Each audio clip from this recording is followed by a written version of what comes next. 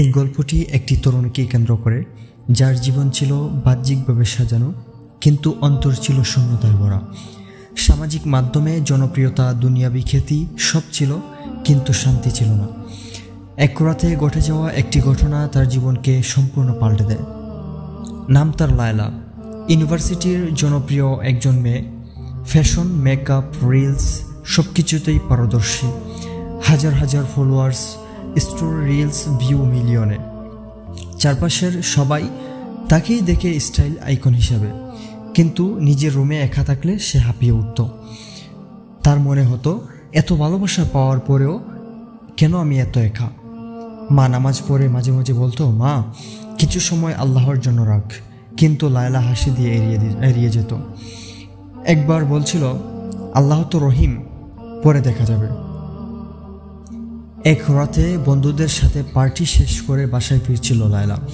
হঠাৎ গাড়ি দুর্ঘটনার মুখোমুখি হয়। ধাক্কাটা তেমন কিছু না হলেও সে মাথায় আঘাত পায়।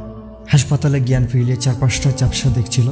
তখন ডাক্তার বলল, আপনার মাথায় রক্তক্ষরণ হয়েছিল, এখন আপনি সুস্থ, তবে বিশ্রাম দরকার।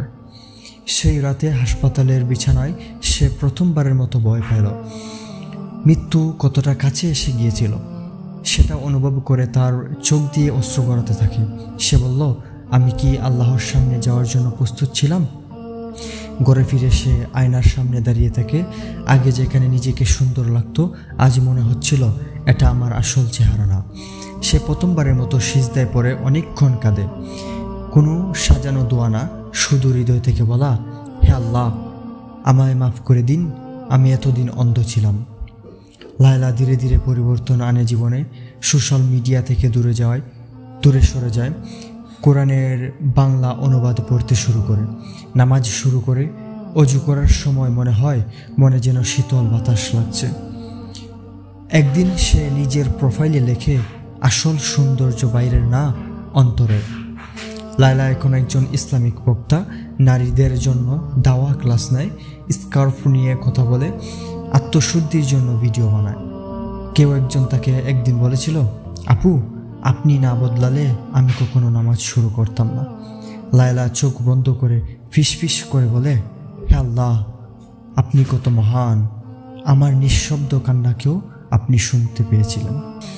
এই গল্পটি থেকে আমরা শিক্ষা পেলাম যে বাহ্যিক সুখ দিয়ে অন্তরের শান্তি আসে না। ছোট একটি ধাক্কা কখনো আমাদের আল্লাহর দিকে ফিরিয়ে দেয়। আল্লাহ চুপি চুপি কাদা বান্দাকেও শুনে নেন আর ক্ষমা করে দেন। আজকের গল্পটি এইটুকু। দেখা হচ্ছে আগামী গল্পে। সবাই ভালো থাকবেন। আসসালামু আলাইকুম।